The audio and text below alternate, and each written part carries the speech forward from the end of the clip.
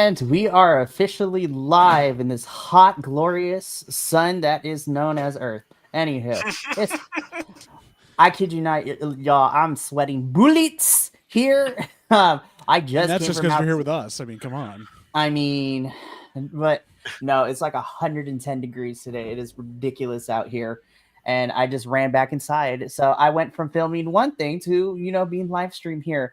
The life of a content creator never ends. I'm just kidding. Ever.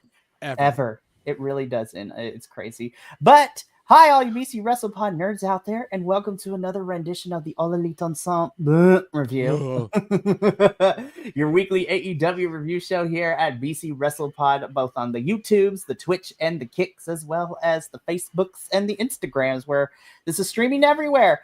I am El Jefe of BC WrestlePod, also known as Mikey, and of course, joining me this evening is 2/3 of my lovely All Elite Ensemble team.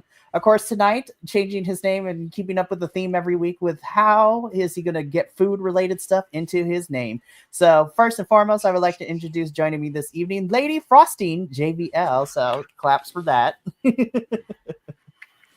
We love to see it. Glad to be here. Glad to hear. And Mikey, for you, I know you're hot out there, but Benny, I'm surprised I can even see you at this point. The haze around here from the Canadian wildfires is just getting really bad. So I'm surprised we can see anything at all. Tell me about it. I was just like, the West Coast is also on fire, so it should be a lot of fun. Anywho, but of course, also I joining they us, call it flaming is a whole different. Anyway, but like, hey, anywho. But also joining us this evening is, of course, our newest member and our lovely fourth. Well, when we have a full crowd, is Mr. Benny, who is back once again, and we haven't scared him off yet, so I'm excited. Good evening, fellas. Hello to all everyone out there, all the he's, she's, and theys, and let's rock and roll. Love it. I love it. I mean, Shout out to all the setting he, the she's, tone. they. Yeah, shout out to the he, she's, theys, and gays out there. We love you. And everyone in between. And everyone in between. And then, of course, I don't care because we're feeling spicy tonight. Be like, hello, all the bitches and bros and non-binary hoes. We love you. Call me. All right. All right. But we are here to review another exciting week of AEW television. We are going to be covering the Wednesday, July 30th edition of Dynamite and the Thursday, July 31st edition of Collision. I'm just Gotta get it in there. For some weird reason they couldn't do Saturday Collision. I don't know what it could be. In this less problematic company that doesn't have so many things that just make it harder and harder to watch. I don't know what could have been going on. It's weird. I will say this. We have said our piece last night when SummerSlam was reviewed. Stay tuned tomorrow afternoon at 12 p.m. Pacific, 3 p.m. Eastern for my 20-minute video essay on the whole situation and putting these weirdos in check as well with the behavior that is transpired from fans. It's crazy out here. Spicy Mikey came out after a 20-year hiatus in that video. So even though I was calm, be prepared. I love a good Fuego Jefe. It's just what I want. So I'm so happy here. We didn't get to say our piece though. Benny and I were not on that show. So obviously we might have thoughts as well, but then again, that could be seen as favoritism toward one or another companies, and we don't want that around here, obviously. Yeah, so we spent a good chunk of the SummerSlam review doing it, so I don't want to bring it up here because I want to review something fun this week. Anywho. You don't want to deal with, lawsuits regarding horrible subjects coming into your wrestling product that's supposedly just about fun and having fun with everybody, even though we discriminate against. I'm sorry, I'm going to keep going on this for a while there because honestly, I can't say good things about AEW. They still can't book their women. Anyway, sorry. No, Exactly. I will. Yeah, I was just like, I need more women in AEW. Like, this has been a running theme for everybody here. But you know what? I was excited because, also now we're covering the end of the Chicago residency because this was the last week they were in Chicago at, at the ballroom. So this is going to be fun. I'm excited for tomorrow's Dynamite because now I feel like they're like, oh yeah, we should probably figure out how we're building to Forbidden Door. And this week kind of gave us 2 matches. Maybe that'd be great. But also it has me excited because I think that they're pulling the playbook from Wrestle Dynasty from earlier this year when it comes to a true Forbidden Door. We'll get into that a little bit later. But can I throw one thing in there first before we get to this review, though? One more thing. We all remember Claudio's entrance from last week where he came out of that giant, domed area on a stage, right? uh-huh. Yeah. Did everyone see the meme from this week from Botchamania or anything else, making fun of that? No. Did everyone see this? Do you remember the old Iron Chef show where they used to come up from the thing? They did the whole intro from that, and he picks Claudio Castagnoli, and he comes out, he's in the thing. I'm just like, that didn't put two together. That was the best thing to come out of last week. I'm sorry, that was the best meme I saw all week. It was so good. I thought Claudio went from a Swiss Superman to a Batman villain, with these. So, Sorry, I had to throw that out there. It's all good, but I'm going to keep the housekeeping really quickly. If you like what you see here, subscribe on YouTube, follow us on Twitch or Kick.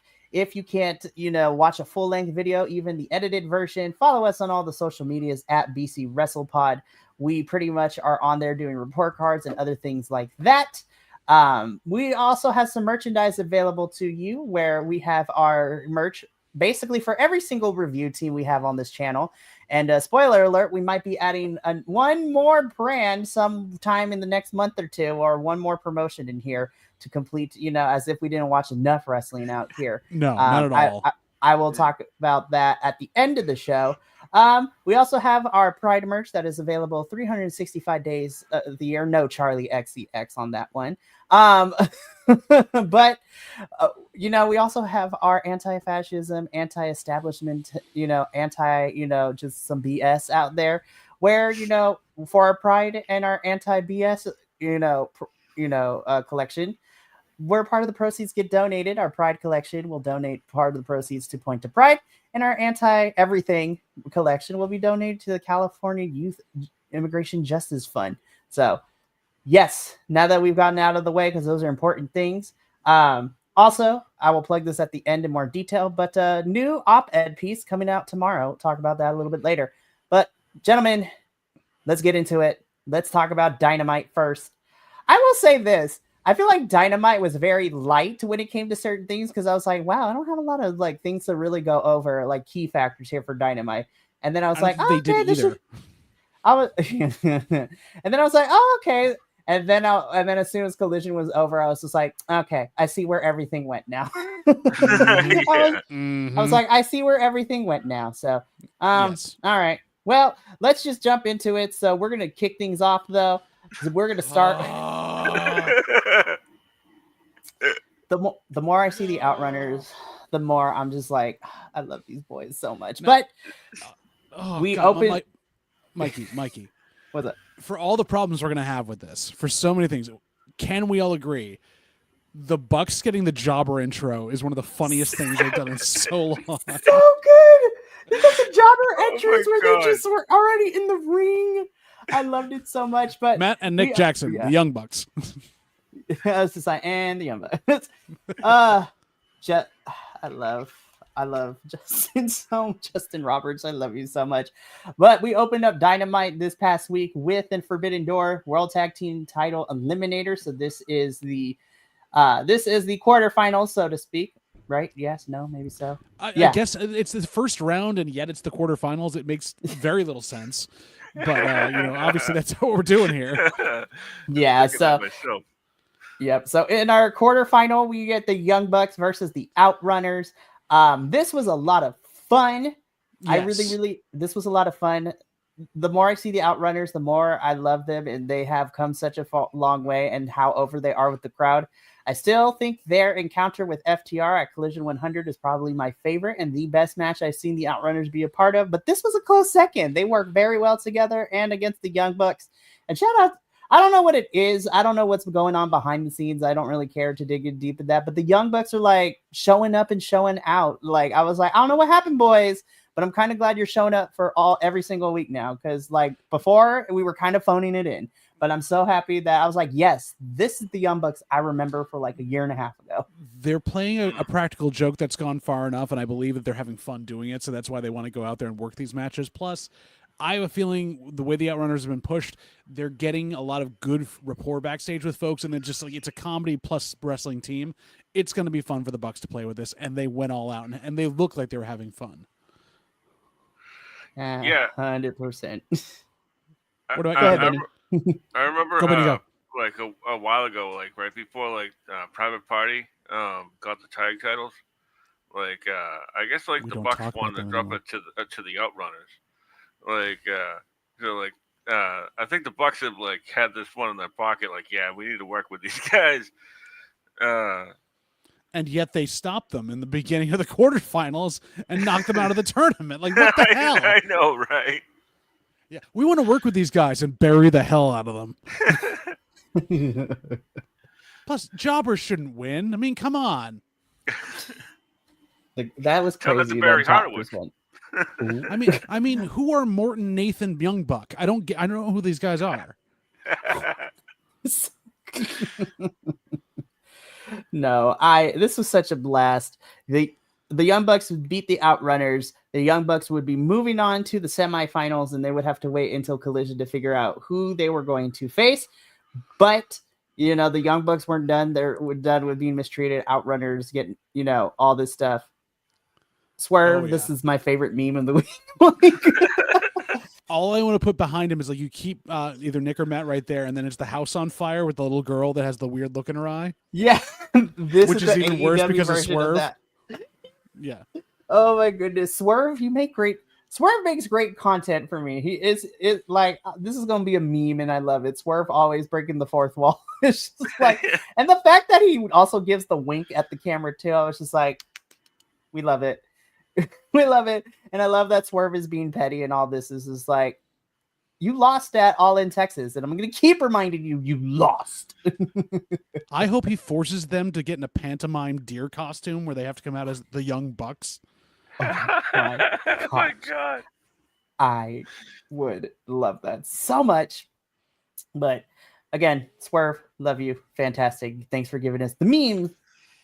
It was great. He swerves when he drives. Yes, he does. The girls are fighting, but it's more so the Hurt Syndicate is done with MJF's mess. So interesting. We're going to put this entire storyline together to make you care about certain things and then turn it around in less than a week. Hey, it wouldn't be the first time a company within the last 72 hours just undid like months of work in just a matter of weeks. We don't know what you're talking about there, Mikey. There's no federations that would definitely do that over a 2-night event that actually probably sucked halfway through and really just buried the most important people they had on the roster while bringing back a known sex offender. It's really great. Be like, oops. So I think it's honestly a red herring, to be honest with you. But do you really believe that? I honestly believe that, yeah. Like just because like the way like sometimes like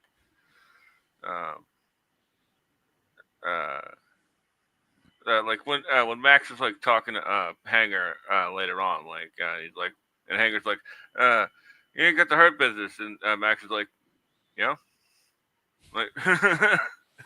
True, I could see that. And I'm not saying that you could be wrong at all, because knowing how Tony Khan books, you know, it's really tough sometimes for him to actually make things work. But what was that? I'm just trying to figure out the logic of how Tony Khan can, you know, take the time out of his busy life where he doesn't sleep and book a coherent storyline. I don't know. JV, oh no. What? I'm Sans Professor. I'm on my own tonight with Benny. I'm going to go nuts. Hey, you know what? Do you, boo? I'm trying to, but everyone's watching. Anyway. So the whole entire part here is that MJF is looking to talk to MVP, but Shelton is here saying that MVP is not here tonight. We go into this Timo watch that Max gave him, and, you know, Bobby already mentioned his feelings about throwing MJF out last week. Shelton's also there, so MVP is the last one, and we'll see what happens with all of this. MJF is going to have MJF out here, like, pulling multiple storylines out here. He is involved in a lot of stuff. International stuff? He's all over the map. Well, I mean, we're going to talk about it in detail tomorrow, but MJF is now a CMLL World Light Heavyweight Champion after this past Friday, which is not nuts to think about, but I was just like, y'all know this is setting up Mystico and him having some sort of match. And my money is if it's not at Forbidden Door, it's going to be at the 92nd CMLL Anniversario show in September. I was like, I'm calling my shot right now. So well, it's called. You've called. Yes, I have called it. Alrighty. But yeah, that was the crux of this. So let's go. Let's do this because I am Christian Cage and I am an asshole. Literally, I was like, Christian, I love you. He may not have fully found himself, but goddamn, that man can take an actual concerto to the head. Right? Ooh.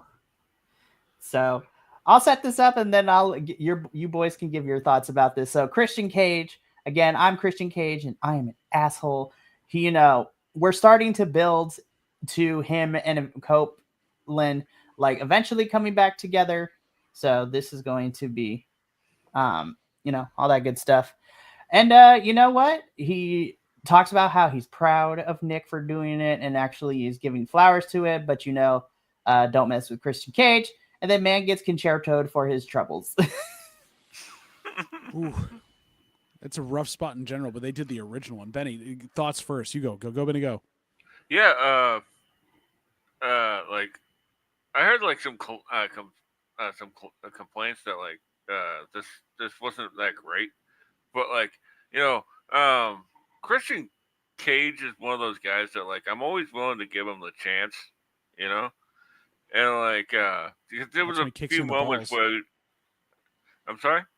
I said that's when he kicks you in the balls when you give him a chance, but yes, exactly that rat scallion. So like there was a few times where like because like the crowd was sort of like yes like and yeah tell us more and he's just like no boo me. so he like turn around and be like I'm conducting my business like boo and then like 3 minutes later they're like yeah like so he just kept doing it. Like, we'll boo. Yeah, you told us we'll boo you a couple times, but go on, please. Yeah, exactly. Benny, I feel like Christian he's trying to thread this needle very, very tentatively in a certain way because he doesn't want to like give it all away quickly. But in general, I mean, he's always been a good promo. He's trying to walk this non-contrition road while trying to sound like he's sorry, and he's not, and he's getting loved for it. And I'm kind of here for this. My issue with it, not issue, just I'm wondering about. I can see why Nick Wayne is like starting to run things like this, but I'm just confused as to what the hell Kip Sabian's doing. Like he's there. Yeah. And I know he's such a good wrestler, and I know he's attached in certain ways. Kip, give me a motivation other than what are you sleeping with Mama Wayne? Not near your mama's boy. I don't know what's going on now. Maybe AR Foxes. I don't know. You know what? That would be hysterical if Shayna Wayne comes out with AR Fox just like on her arm. This is your new father, Wayne. I was like, oop. Anyways, oh my goodness, I can't. But they're just stretching this out. I think Forbidden Door might be the first time Cope and Christian seem to work together or at least be on the same page. But I think they're building for All Out or anything else where they can get you or to be able to have that big match with them. So this is stretching. This is seeding the seeds very small. Yeah, I can see a world where Copeland is just like. He might be an asshole, but he's my asshole. He's my asshole, and I've beat him many times. I don't see that. We all know. We all know it takes a real man to beat his own asshole. Mikey is like doing 7 other things, being El Jefe and running this company, and not hearing what we're saying. I am listening, but I agree with both of your points in the sense that, Christian, we know that the end goal is Christian and Copeland. I like seeing Nick Wayne take charge a little bit because that's something we've been asking for. But again, you're right. Kip Sabian, I love Kip Sabian to death. I last week I said I was happy to see him come back into the ring. I want to see him in the ring more, but he is the weird, odd person out in this whole scenario because he didn't do much when Christian and the whole patriarchy worked together, except getting beat up and being, the person that is cannon fodder, so to speak. And now he's starting to, but this is I was like, you're just playing a supporting role. I want Kip to do more. But and again, he's filling a role that was meant for Killswitch, for Luchasaurus, who we hope is still getting better day by day and feeling better as he's going along. But like Kip was never meant to be part of this. No, he was not. So it's unfortunate. But as we say here all the time will tell what happens next. Don't take too much time. Cope and Christian are not getting any younger. Anyhow. Well, speaking of tag teams and turmoil, Big Stoke over here cutting a promo for FTR Bald and FTR somewhat aggravated assault. I don't know anymore. Allegedly. Alleged aggravated assault. Cutting a promo talking about it doesn't matter who's going to go to the final. It's the same promo we get all the time with these tournaments. This is like, I'll be waiting. It doesn't matter who, blah, blah, blah. Yeah, except that we know what the final is going to be. It's them versus the Bucks again. Could we have had something better? Could we have had something new? Hell, give me double mustache mania and give me FTR mustache versus, Turbo Floyd. A mustache versus mustache match. Gates of Agony and Big Bill and Brian Keith were in this tournament. They had a feud going on like a month ago. They couldn't have made it to the finals. I would watch I'd watch the Gates of Brian Keith. I mean, come on. Right. The Gates of Brian Keith. I love it. Oh my goodness. So which then prompts the Bucks. They're like, FTR is faker than, all heck. I'm talking about, this is gonna be awesome. It's gonna be fun. I was like, y'all know you're gonna pull some shenanigans. Y'all know this is what's up. Like, let's be for real. I'm like, we know what this is. Who is this for? Who is this for? I'm honestly asking. like who in AEW is excited to see FTR Bucks 7, the 7ing? like not the it's not that they can't pull new fun moves out of somewhere. It's not that they can't tell a great story, but we've seen it. We know, and there's been no time to cool off really because they're both ginormous chicken ass heels. All they've got different is Stokely in this. Like, who is this for? Sorry, who is it for?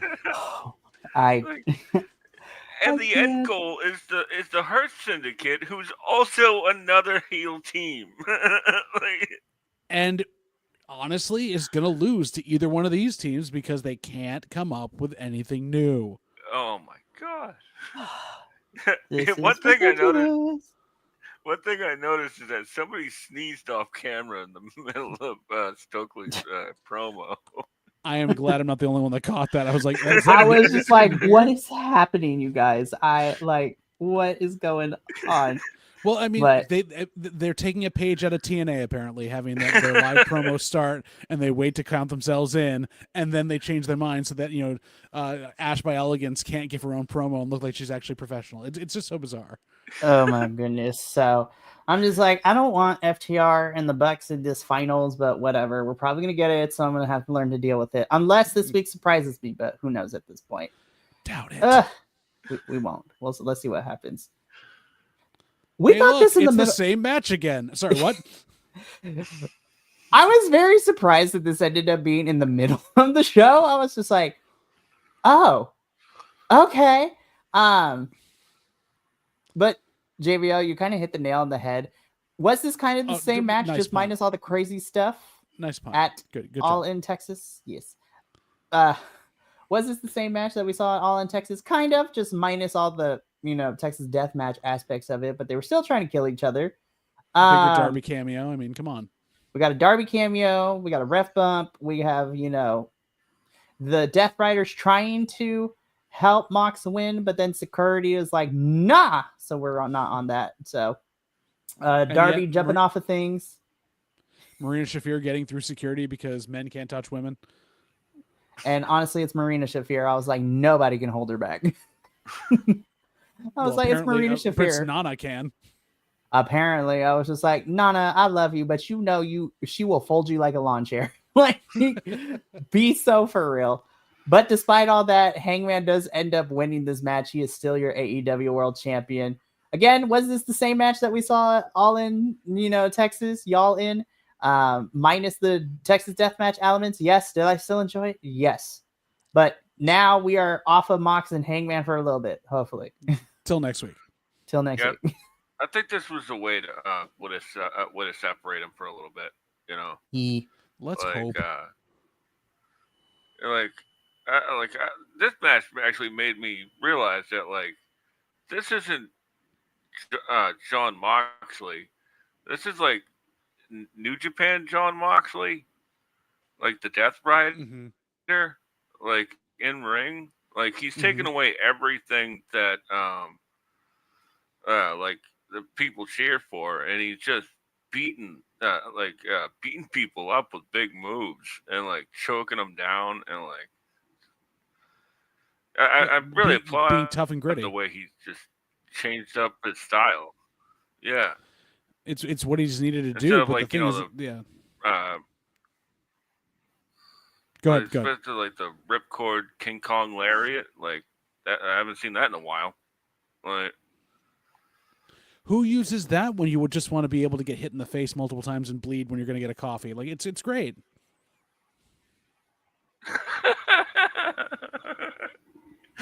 Well, when you put it like that, Yeah, of course. like, oh damn, I banged my head again. Oh damn it, I got a gush. Oh no, I'm breathing. Why am I breathing and seeing red? Oh yeah, my pores opened up. Anyhow, so I still enjoyed this. I think this was, as you said, Benny, I think this is also a very nice way to set up. Now we're going to separate these two for who knows how long. So we'll see what happens. With all that, Moxley has other issues to worry about. And we are going to talk about the potential kidnapping charge that Darby may or may not be facing on Collision. Well, kidnapping and attempted murder at the same time. So we're going to get there when we get to Collision. I was just like... At least it wasn't transporting across state lines fully. Yeah, it was, yeah. So this was fun. I had a good time with this. I also had a great time with this. Can we get more women's matches, though, Tony Khan? I'm just saying, I'm just saying. What'd you say? So... we get a tag team match. Athena and your forever ROH Women's Champion and her minion, Billy Starks, taking on the team of our AEW Women's World Champion, Timeless Toni Storm, and Alex Windsor. I enjoyed this match. I think this was definitely an improvement from last week's interactions between all four of these women, like we talked about last week. Athena pins Timeless Toni Storm in this match. I was just like, ooh! I was like, you're skipping over so much though with this, like the assisted O-face, Billy getting like run through the ringer, Alex Windsor going nuts and kicking everyone's. It's so good. Yeah. I was just like, Tony Khan, you got a good one in Alex Windsor. Benny, go. Yes. Like the ref pull spot, which they did in both tag team matches already tonight, but like they were both different, slightly. One was pulled off better than the other one. The other one, exactly. And man, Athena and Billy, they work so fluidly as a tag team. It's ridiculous. They are so. I mean, they've gotten good with their chemistry. I want to see more from Billy, though. I feel like she's got so many more places to go, and not like she has to leave Athena, but like she's being weirdly underutilized up here for some reason. I don't know why they're not like she can work so much faster. So I don't know what's going on, but Alex Windsor is fitting in really well. I'm just, Mikey, you're going to agree with me on this. I am feeling a Deonna Purrazzo run in her, and that's not what I want to see. I hope not. Like, I was excited when Deanna came in, and then, I was excited at the prospect of her and Taya being a thing, and then obviously that did not happen, so I'm just like, all right, well, it is what it is. So hopefully Windsor doesn't get that, because I will cry. Hopefully, it's not a half Windsor and it's a full Windsor knot. That's what I want to see. So, as stated before, Athena pins Timeless Tony Storm. Athena and Billy Starks pick up the victory here. Victory. Which leads into what we're going to talk about, Collision. I was like, all right, Athena, got you, girl. Like, I see you. So Collision has a lot of stuff we're going to talk about.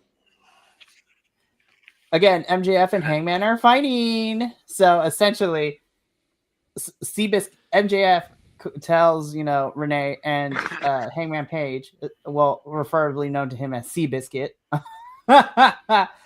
talking about how he can cash into the contract. And, MJF is playing the game. He is trying to go to Hangman into giving him a match without, MJF having to use his contract, all that good stuff.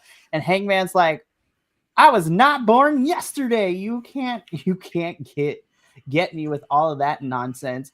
And it's like, there are men in this locker room who deserve a championship shot before you, one of them being Mark Briscoe. So if you want a championship shot, MJF, you better prove it, and you better beat, you have to beat some other opponents if you want me to consider this. So I was just like, I see where we're gonna go tomorrow night. I was like, I'm pretty sure we were gonna see where this goes. And you were right. And I was right. So again, MJF is out here involved in 4 different stories at the same time. This is story number 2. And yet we can't book more women. It's strange. For reals. Don't get me wrong, I love me some MJF and Hangman. I'm excited for when they collide, but yeah, more women, please. Yeah. Next thing. More women. So, Willow Nightingale cuts his promo. I love her new shirt. I love it so much. I love it when her hair is in these buns, because it's like, oh, it's so cool, but also you will destroy me in a heartbeat. I was like, I won't make you mad. So Willow is just like, I don't know what's going on with Chris, but I'm done. But Tekla, I still got problems and I got beef with you. So we're going to fight on Collision. This is literally the promo. This entire night mostly was just like, we're setting up for Collision. You're going to want to watch Collision. You're watching reals. Dynamite to watch Collision. Watch Collision. For reals. Okay, so why should I be tuning into Dynamite to watch Collision? Yeah, I'm going to be so for real. As much as I enjoy parts of Dynamite, this was like, make sure to come back for Collision tomorrow evening. I'm like, okay. So, I mean, there's nothing else to talk about this, because it's literally be like, I'm going to fight Tekla on Collision. See y'all tomorrow. And Willow called herself the trapezoid of Grapazoid. I was like, best ever. I feel like she's trying to make another new shirt, and now I just want to see a trapezoid gripped by 2 hands. It's like, Willow, we love you. I love you so much, Willow. Oh my goodness. So we're gonna get to you in Collision, though, girl.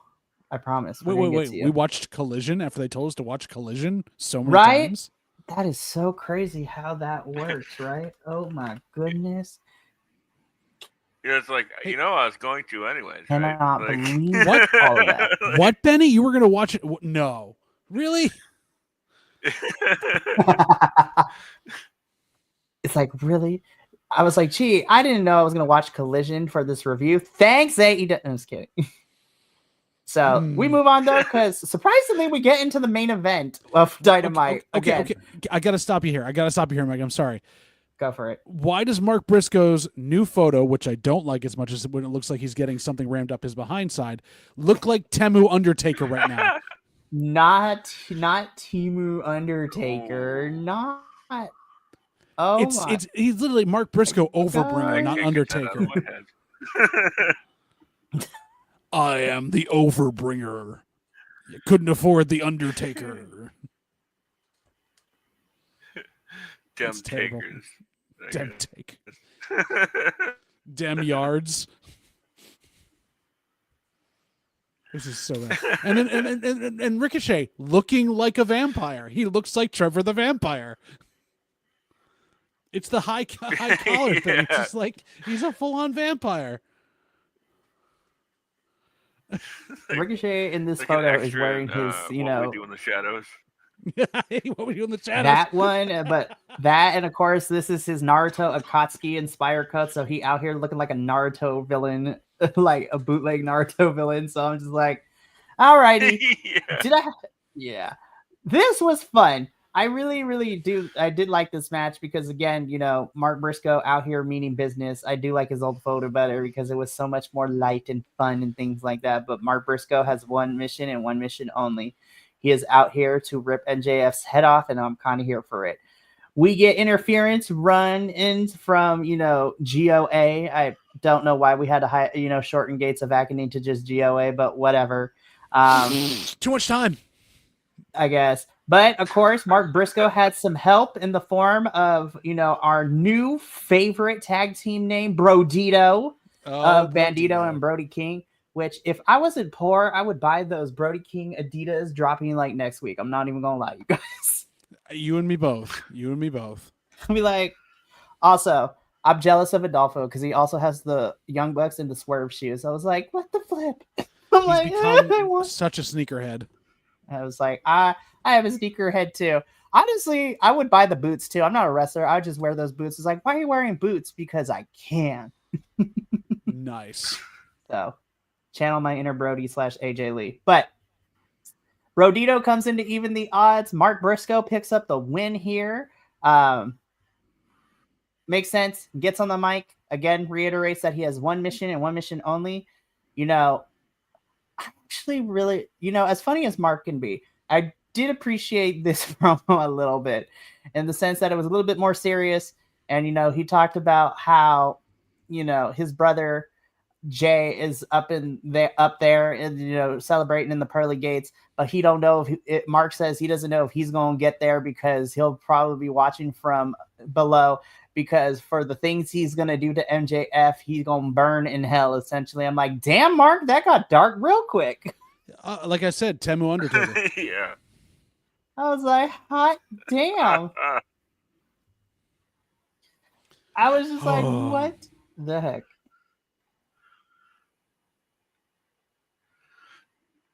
I don't know what to say. There's not much else to say. Go ahead. Go, Benny, go. Screen.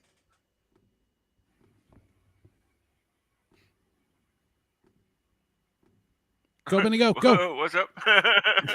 Go, Benny, go. Oh, no. That's my... okay. Let's fill the air. Fill the air! So, Mark Briscoe, I like how he's becoming an upper mid carder, and he's like one of those guys that just he can lose, he can win, doesn't really matter. Crowd's happy to see him, and get somebody else to that next level because he's a great baby face, Mm-hmm. It's really true. He's able to work both sides of the fence. He's able to make things look really cool, and it's just I'm liking where they're going with him. I just don't know where the future is for it. He's having fun, but there's not a lot of traction in a couple ways, and that's what I'm worried about. I don't know. That's what I got. Yeah. So, and then we kind of finish this whole segment out. MJF gets on the screen, talks about how he's not going to come out there. He's not going to fight Mark Briscoe, but he will do it next week, which then prompts MJF to do what MJF does best and do a sneak attack. We get a new shirt that MJF did nothing wrong. I was just like, okay, Max. I was like, all right. So MJF is getting ready to smack Briscoe with the ring, which then prompts Hangman to come out for the save, which, Max, being our chicken shit heel, runs and gets the heck out of Dodge. Mark and, Hangman kind of dab it up a little bit. And that is how Dynamite goes off the air. again, it was a setup for Collision. That's all it was. Yeah, I mean, it was a setup for Collision, so I was like, that is how the final Dynamite in Chicago show ends, being a segue into Collision. Which, let's talk about it. All right. Collision just like threw a lot of things at us, and I was just like, oh, my brain hurts from the overload. So seriously, I actually had to like put it down for like a day, and then was like, I'll come back to this. Like, no, I feel you. I had to watch this in like, you know? I had to watch it like in 2.5 chunks. Like I watched like an hour, then 45 minutes, and then I finished it like in the course of like a 4-day period. I was like, I can't. I was just like, there's a lot going on, so we're gonna try our best to get through as much as we can because there's a lot to get through. Just a little, just a few things. Just a little lot. So the summary of this is that Jon Moxley wants Darby's head on a platter. Darby does his best impersonation of Batman before disappearing into the shadows, and the Death Riders go hither after Darby to chase him. I was like, that's really it. It's as simple as that.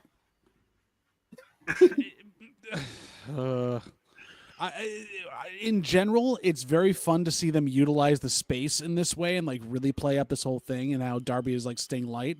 But in general, like, is he just going to continue to do this thing where he's haunting him for a while? Like, what are they thinking with this? I can't think that this is very original in the first place, and Darby still doesn't seem like he can get back in the ring full time yet. That's the worry I have. I don't know about you, Benny, at all.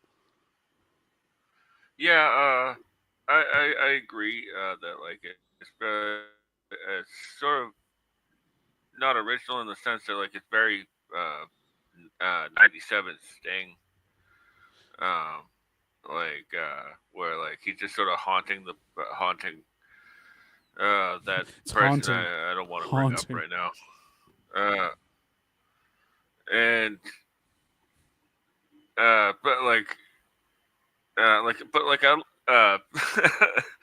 I love the use of this whole space, this entire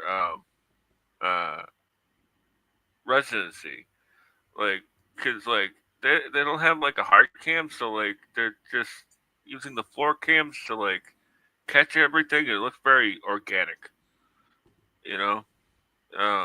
It's like what they're working to the room and not to the camera, which is sort of refreshing. But it's got that indie feel basically like, to it. It's not just like play to your 7,000 fans. They just in general like want to talk to their fans. It looks like. Yeah, exactly. Like the way that New Japan shoots their shows.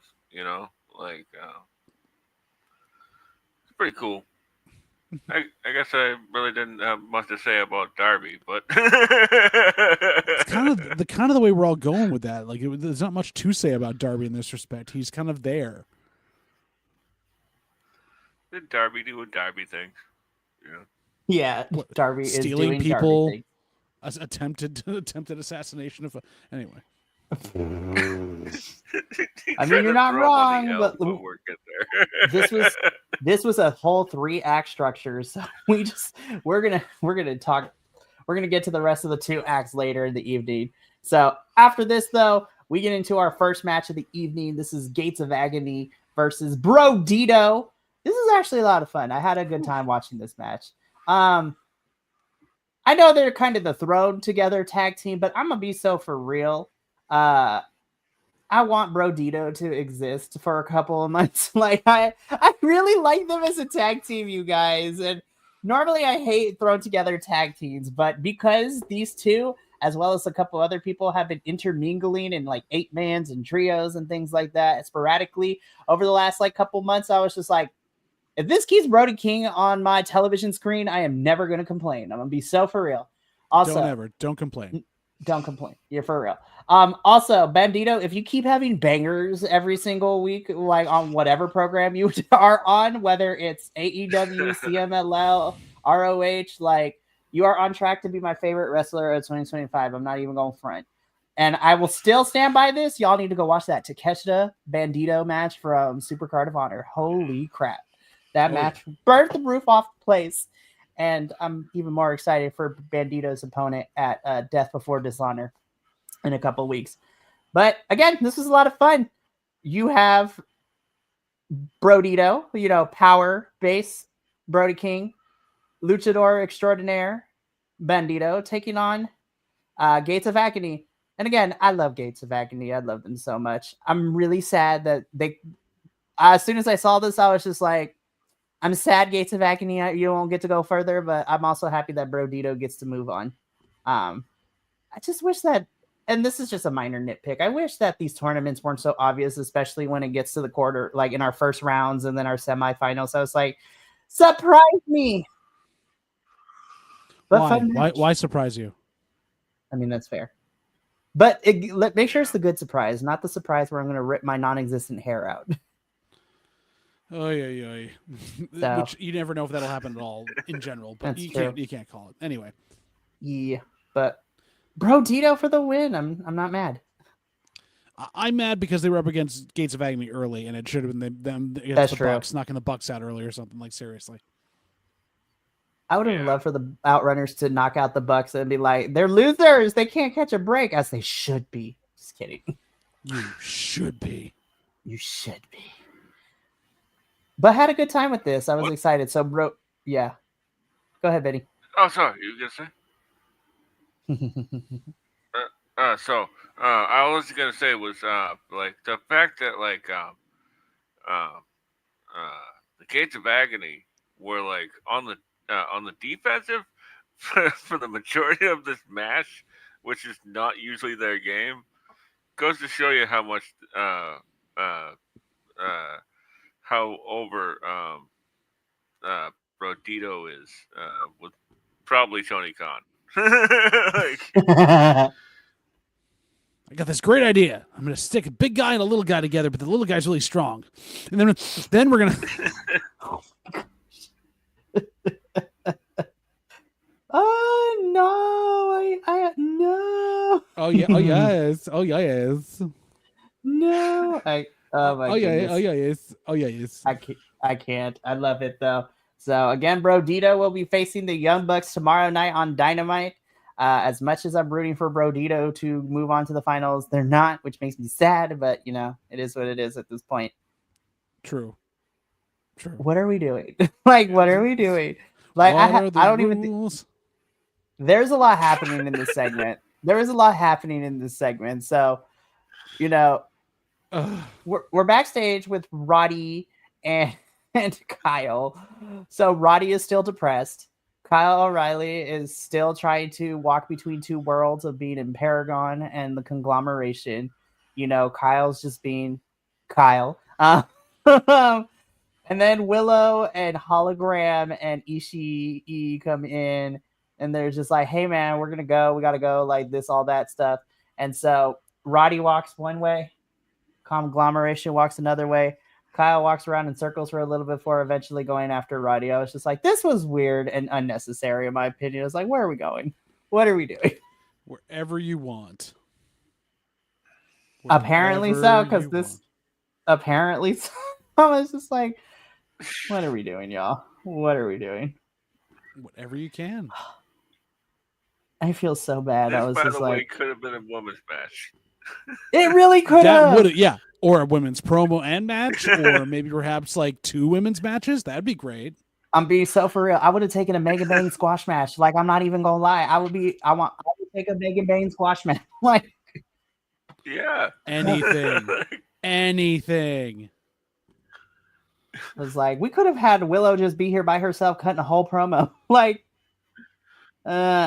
anyways, let's move on though, because we got to talk about this in your like 5th grade film class project, like homage or like parody of the Blair Witch Project. We literally have the Death Riders looking for Darby in the spooky attic of all places. And then Darby chloroforms Moxley and pulls him into the darkness. I was like, Darby, we need to put the My Chemical Romance Welcome to the Black Parade CD down. Like, put it down.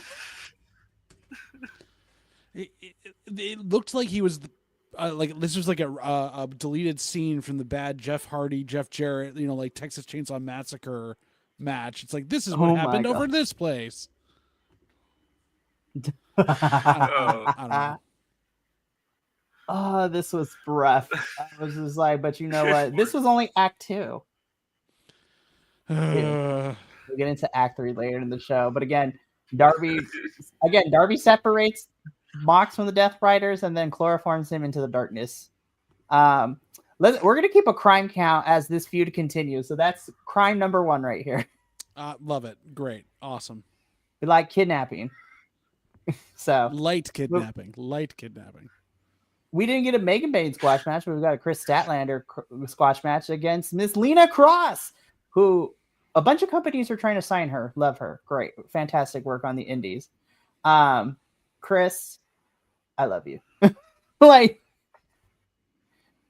there's nothing much to say. I think Lena looked good for the time that they got, but Chris ultimately wins. I was like, yay, Chris. Which then was funny because then as she's walking up the ramp, we immediately jump into our next match with Willow making her entrance, kind of stealing Chris's celebratory moment. I was just like, oh, these two are the Fight Forever feud. They are the Sami Zayn and the Kevin Owens of AEW Women's. They will fight forever, and I will eat it up every time. I mean, I'm glad to see there's parity in this where TK just can't figure out how to book anybody, and that the women are getting the same thing of like, yeah, do it again. And yet they do it better for some reason. I don't know what it is. Hey, you know what? Like, I'm not going to disagree here. So, speaking of Willow, we get into our match as we were told to come and watch this from Dynamite the previous evening.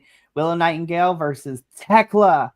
I'm still mad that it's called the Triangle of Madness, and I wish they called it the Web of Madness. That'd be even crazier. I love that.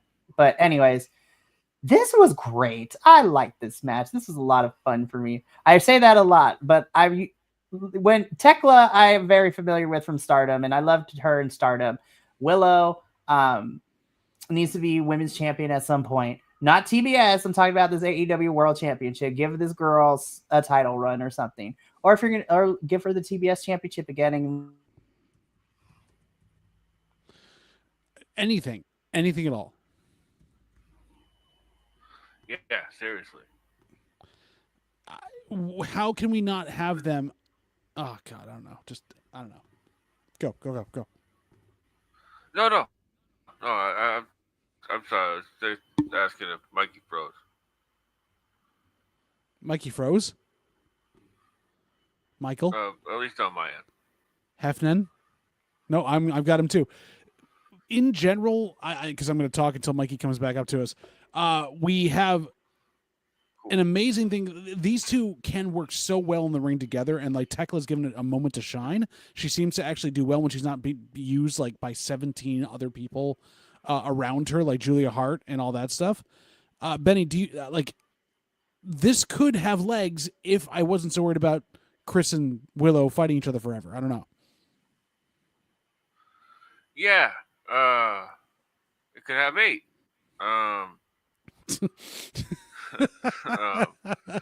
So like, yeah, like, you know, I like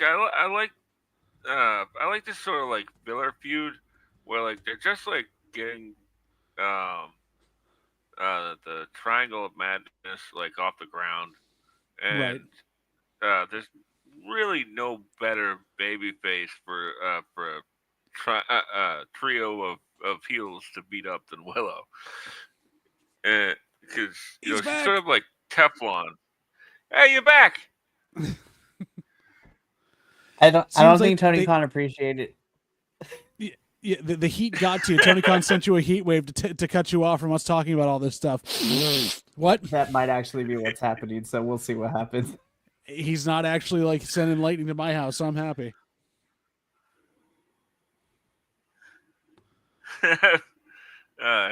Speaking of Tony Khan, you guys completely off topic, but did you guys see that like live that he did with the Renoirs like in the background?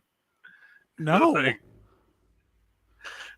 he's like like going on live, like talking about Dynamite and talking about like Rene Renoir painting like behind him, which is casually like I don't know $1.77 million.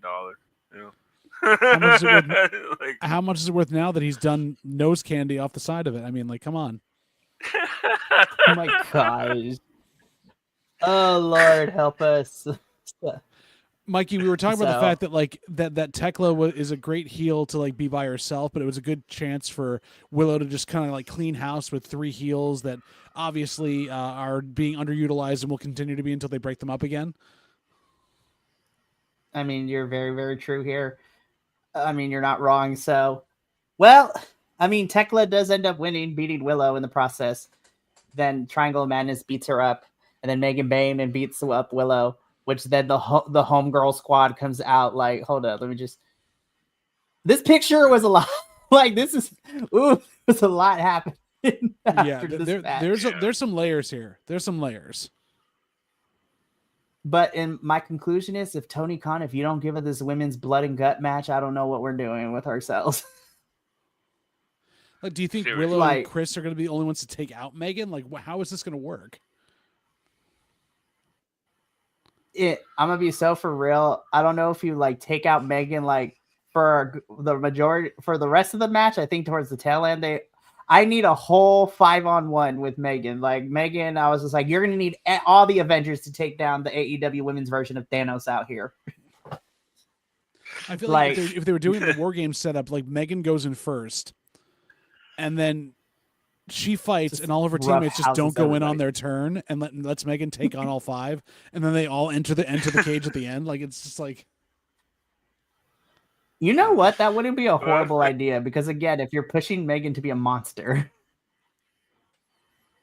exactly.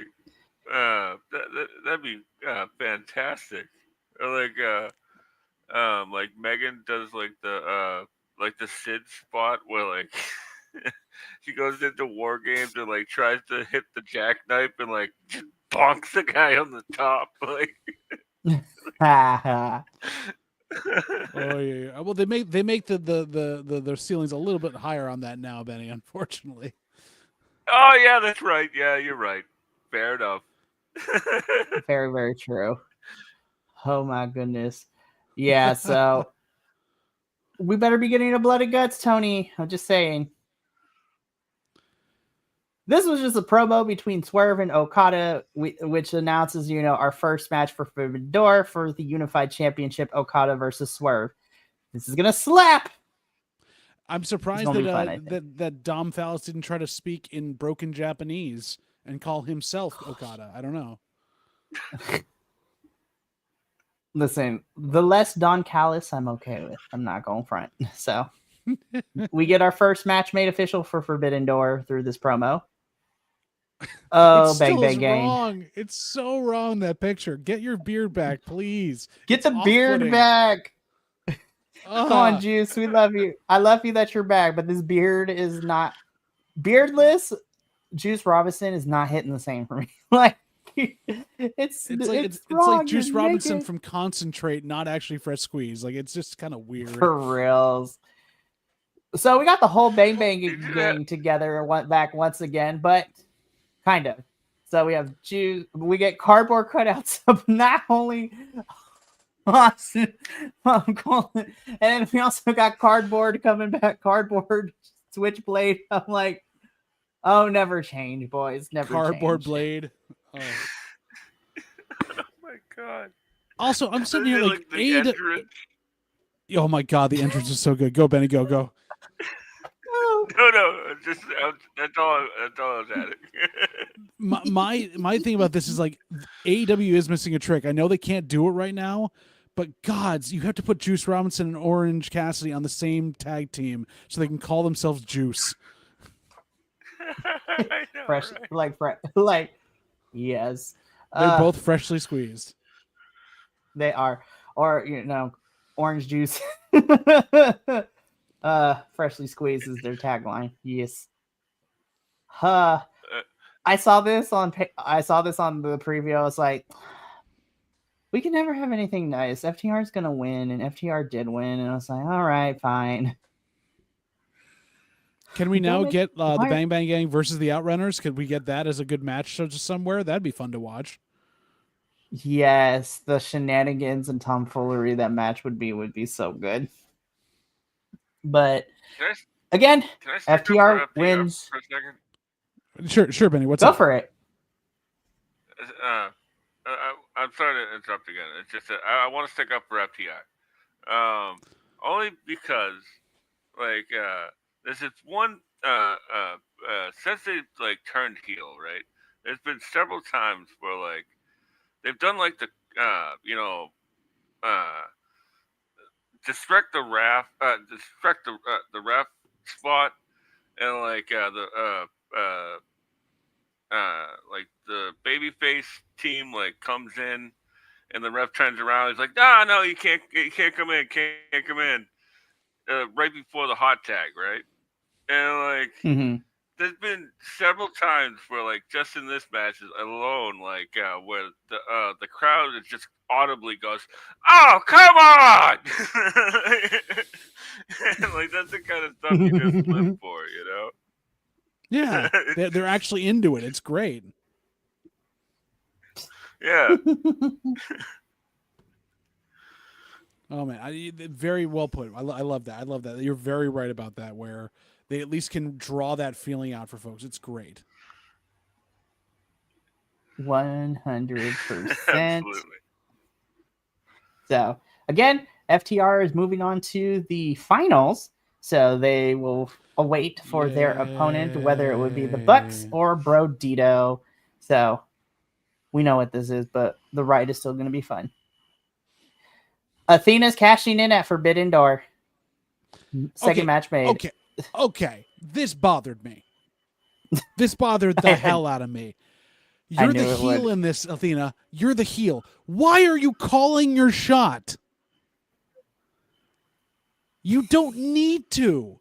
There is no need. You don't need to be Superman and everyone else's wonderful, like, Boy Scout. You've never been that in your entire career for this point through ROH and this. Why are you calling your shot other than just to lose? I mean, who knows? Yeah. Maybe Billy steals the contract and she cash. I don't know what's going to happen here. We're what? We're about 3.5 weeks out for Forbidden Door. Yeah.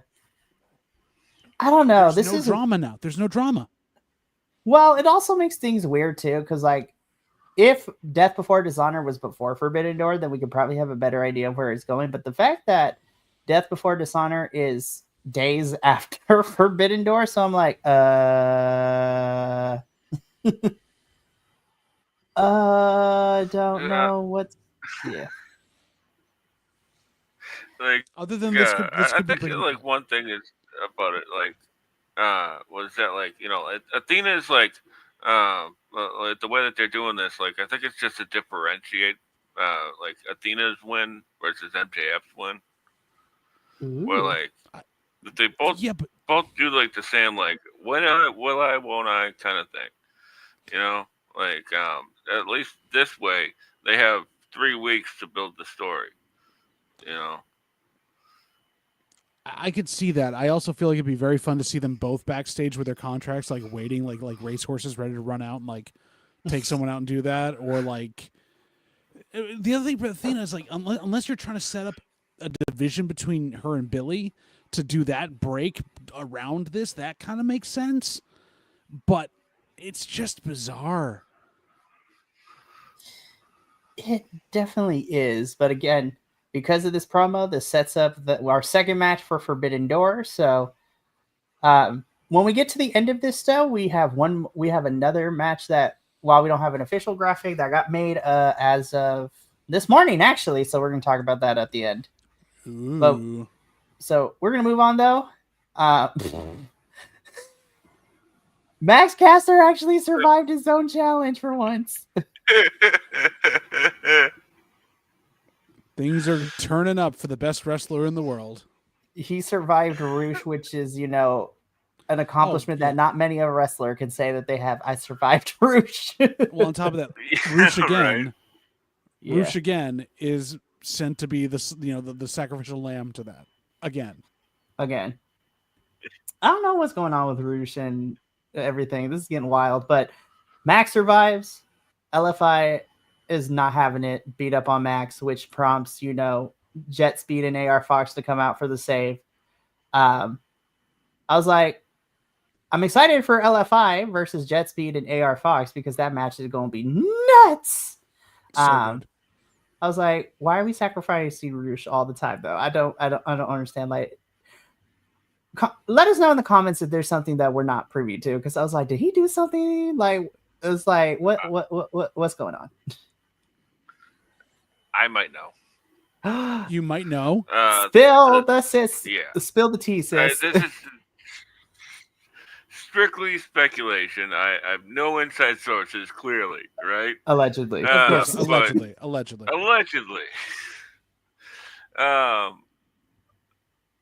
It was the AAA Double Cross tag team match between FTR, Roosh, and Dragon Lee, where Dragon Lee was subbed in at the last moment. So it was supposed to be Roosh and Jericho, and then they subbed in Dragon Lee. So it's Dragon Lee and Roosh, and they won the titles off of FTR. As FTR is walking up the ramp, Dragon Lee announces that he's going to WWE.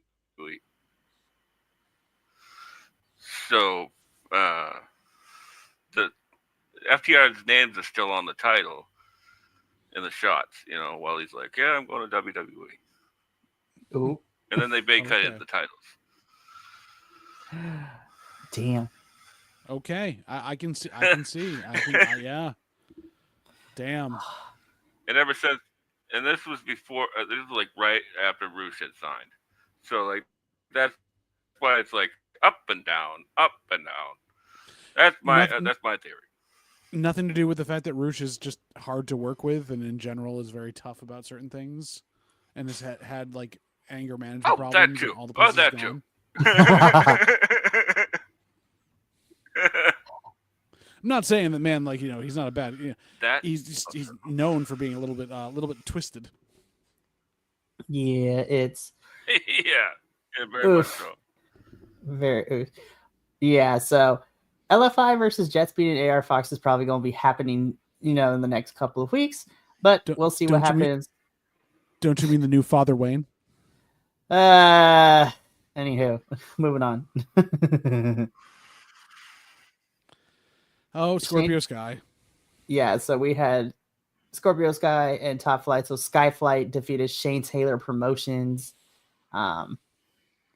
Yeah. I'm like, I did laugh though, because Shane Taylor is just like, listen, Don Callis, you still haven't paid us. It's like, where my money? Like, I was like, listen, I look at Shane Taylor. I was like, if I promised him money, you bet your bottom dollar that I would do whatever it took to give that man his money back. Because I'm afraid that Shane Taylor and the infantry would beat me up. I would also be very afraid of Trish beating me up. I was like, here, have your money. I was just like, but Skyflight wins. We're continuing to slowly get these guys, Top Flight and Scorpio as a unit. So I'm not mad at it. I'm not mad at this. I was just like, Shane Taylor Promotions, I love y'all. I hope we do something more with y'all. I was like, y'all are reliable, but I want more for you. They want to just rehash them and the Hurt Syndicate over and over again, I think is what they want to do. I mean, that's very true. So I was like, all right. So we add attempted murder to the charges. So Darby takes Mox outside, and he's going to throw him over the railing until security magically finds them and pulls them apart. I was just like, so we have kidnapping charges, attempted murder. We'll see what else Darby can rack up in his feud with Mox and Death Riders. I would have loved to. I know the building that's next door to that building when they filmed this was midday. There is a it's oh shoot, what type of, it's a methadone clinic that's next door to that. So if there were people that are up there in the upstairs windows watching this attempted murder, not knowing where they are on methadone, like it just would have just added to the whole thing at that point. I'm assuming. Maybe. Oh my goodness. So yeah, I just love to see the B-roll footage of the security guards running around like the Keystone Cops, like trying to find Darby and Mox. They're opening every door. They're checking in Claudio's alcove. He's not there. I mean, like, come on. Oh my goodness. This, as silly as it is, I was like, I like this. I did. I'm here for the silliness of it all.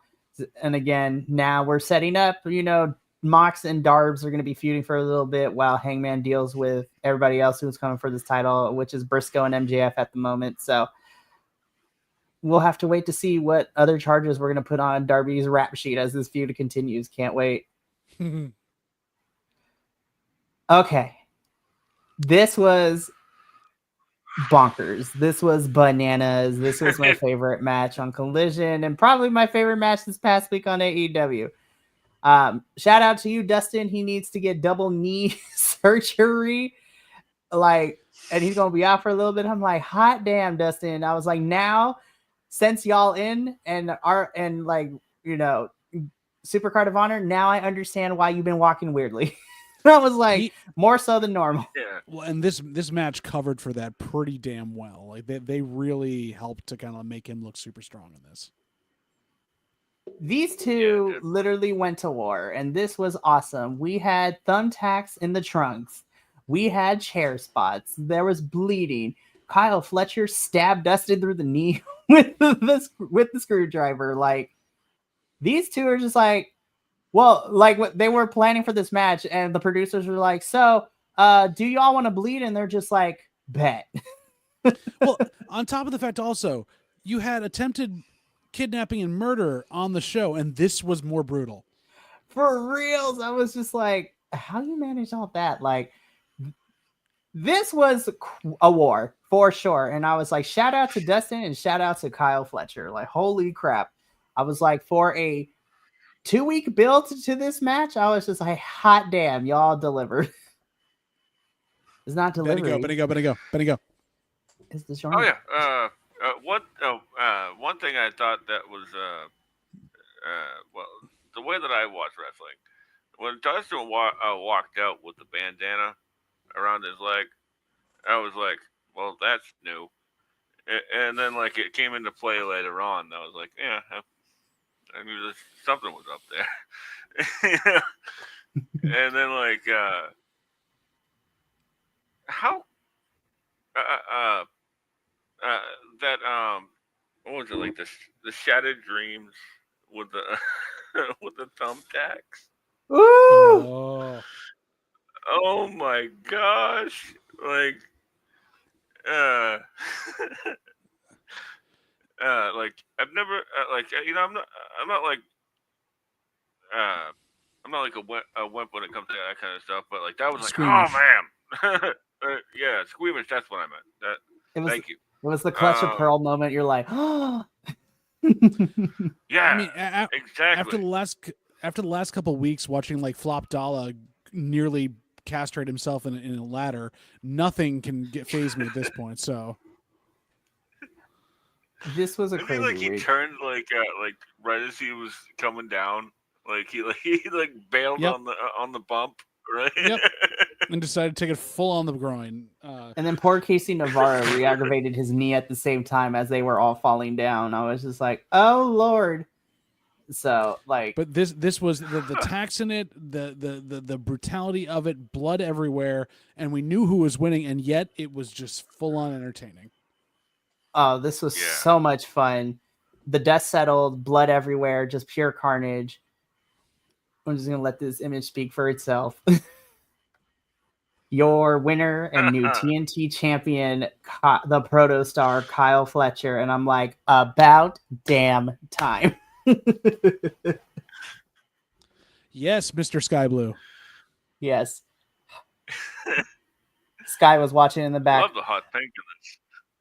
I really do too. It works. The so pink well. has become so again, not to like break the illusion of everything, but I wish she was a friend to the channel, but I love her work anyways. Denise Salcedo, love you, girl, so much. Her interview with Kyle Fletcher leading into Y'all in Texas week was so much fun because again, he's hilarious. I love him so much. And then he was just honest. He's just like, because they talked about why he shaved his head. Is there any significance to the color pink? Because, she asked about that. I was like, Denise is out here asking questions that nobody else thinks about, and I love it. Also, shout out to Malcolm for asking wrestlers what their Waffle House order would be, because those are always fun to watch, too. Anywho. So good. But, yeah, I'm just like, about damn time. Kyle Fletcher holding singles gold in AEW. Man, this man has had...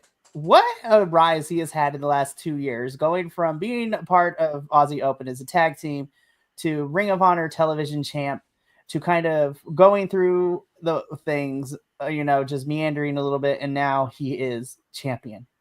Oh, when the inevitable turn happens, him versus Takeshita is going to slap for this belt. Oh, it's going to be great. Also, Takeshita is kind of banging it out in Japan right now. It's like, Lord have mercy. After this past week, him and 7 other people in B Block, I was like, how the hell do we have an 8-way tie right now for first? Check out our reporting on that because Mikey gave some great thoughts on there.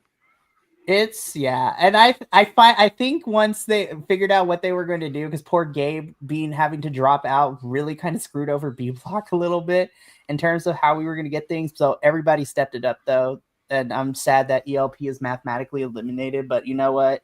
It is okay. I'm interested to see. And also go check out Adolfo's video who's covering A Block, because A Block is having its own issues right now. It's like weird. Like David Finley, you gotta get it together. How is it that we are losing? House of Torture is running rampant in A Block. It is wild over there. But meanwhile, all this crazy stuff's going around the entirety of the wrestling world. People are dropping out like flies. Flop Doll is, making sure he's got his own little vasectomy from a ladder. It's all set there. And what do we have still going on? London Lightning was fired from his job at the hardware store, and I'm devastated for him. That 15-minute interlude, like, where is he now thing was ridiculous. And me and the Jersey Devil really enjoyed that. That was such a wild review. I enjoyed watching it. I was so sad I wasn't there for it. I'm here for the next one, though. It's going to be so good. No, again, if you have not seen our Mystery Wrestling review, like, the best way to summarize our review is the Jersey Devil, where is he now, London Lightning being fired from his job, and literal clapping cheeks. And cream pies. Yes, and cream all pies. Over the audience. And Matt Kruger, that main event, I'm like, oh my God, the worlds are colliding. It's so good.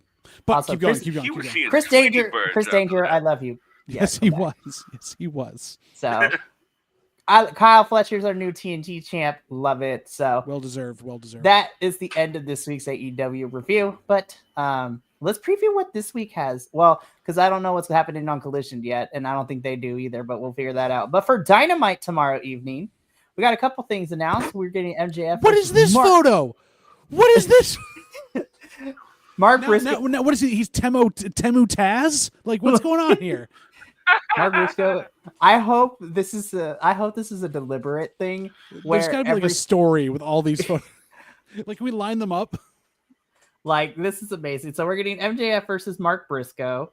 We are also getting our other semifinal match, the Young Bucks versus Brodito. Winner will go on to face. We know how this is happening. Probably, but you know what? We'll see what happens. Winner goes on to face FTR in the finals, and then the winner of that finals will go to London to fight the Hurt Syndicate for those tag titles. We're also getting the return of Mercedes 8 belts now, because she collected 2 more belts in her hiatus. But she's not good enough to get the AEW women's belt. That's interesting. No, I'm excited. Well, here's the other thing that leads into what was announced today. So just to recap, Mercedes has been traveling around the globe. Her match at Summer Sizzler for Rev Pro was fucking crazy and fantastic. Y'all, that match was wild. Me and Andrew were gushing about it. It was just like, that match was so damn good. And it was so fun. But yeah, Mercedes picked up a championship from Italy, and she picked up a championship from Poland. So, girl out here jet setting, collecting belts to fill the hole that, her failure of capturing the AEW Women's Championship. Right. So, I'm here for Mercedes. This is gimmick. It's getting out of hand, but I'm here for the craziness. Now, this is important, though, because Tony Khan announced that, now we're making more matches for Forbidden Door. So we know that Athena and Tony will have a match for the AEW Women's World Championship. But as announced this morning, Tony Khan has made it official that Mercedes is going to be defending her TBS Championship at Forbidden Door as well. But her match is going to be a fatal four-way. And this fatal four-way is going to have Mercedes defend her title against the winner of we're getting an international qualifier. So this is how this match at Forbidden Door is going to go. It's going to be Mercedes versus whoever wins the qualifier for AEW versus whoever wins the women's qualifier from CMLL in the Amazona division versus the winner from the Stardom qualifying match. So it is so it's Mercedes versus AEW versus Stardom versus CMLL. And I'm just like, yes. That is going to be a fun way to kind of ramp up to this. I am looking forward to seeing who they can pull out of there. I have ideas about who's already been kind of touted, and we're going to see a lot of stuff with that, which is going to be good. I may be wrong for this. I want to find a pay-per-view where it's just one pay-per-view, and it's just the Mercedes pay-per-view where she has to defend her belt 8 times. To get all her titles. All the belts defended in a night. Hey, you know what? I would be here for this. Like, have her run the gauntlet. Just like, and all of it different stipulations too, like a regular, an Iron Woman, a ladder match, a street fight. Like, honestly, if Mercedes did that, I think I would put her, I'll be like, oh man, she's amazing. Like the criticisms that we gave her is still kind of valid, but if I'm here for the ride with Mercedes, and I'm super excited to see who the representatives, which, in addition to that announcement, Tony Khan also announced that our AEW women's qualifier will be tomorrow night on Dynamite, which has me excited. So the women's qualifier for Dynamite tomorrow, honestly, I like the field, and I am okay with any of these four going to Forbidden Door, but the qualifier for AEW is going to see Queen Aminata versus Sky Blue versus Alex Windsor versus Billy Starks. Dun, dun, dun. Who's going to take the pin at Forbidden Door? Probably. Who knows? Tony Khan, let this main event give them 25 minutes. So we'll see. But that's all the announcements I have for AEW. So I'm looking forward to Dynamite and whatever Collision has for us this Saturday. So how about you, Benny? What do you think? Yeah, I think that Mercedes match is like a great way to get everybody on the show. But if Anna Jay's in that match, she's in that four-way, she's taking that pin.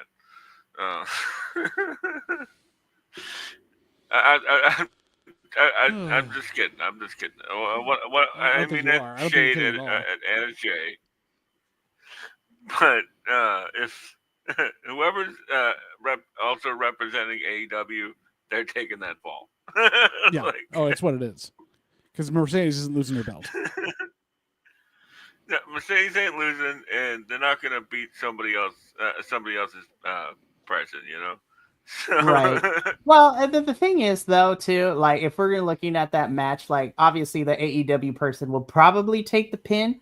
CMLL has been a little more gracious with their people getting pinned, especially because it allows them to show up and show out. I'm going to be so for real. I think I have an idea of who potentially could be coming over to face Mercedes, and I've narrowed it down to probably 3 over in CMLL based on who we've seen pop in and out over the last year or so. And so my money is either on the powerhouse of CMLL, Persephone, bodybuilder extraordinaire and my girl Reina Isis, or because she's been in ROH putting in the work and also just coming up every time she can. I also think like La Catalina could be showing up too for CMLL.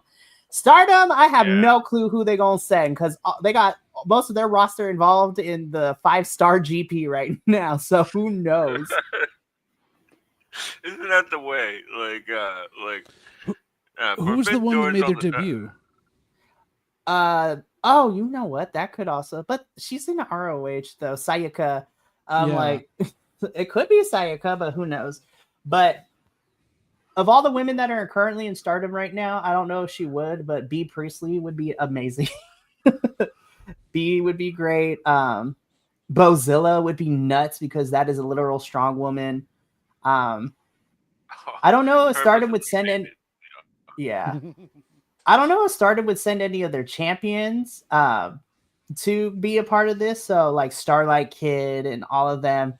I think just for the lulz, they should send Fugeking Death. Just cause. But who knows? So we'll see what happens with all of that. But yeah, that concludes our AEW review for this evening. We still got a whole jam-packed week though. So tomorrow evening is the Double Dose reviews. We are at 5:30 p.m. Pacific, NXT, 8 p.m. Pacific, CMLL, which is going to be fantastic.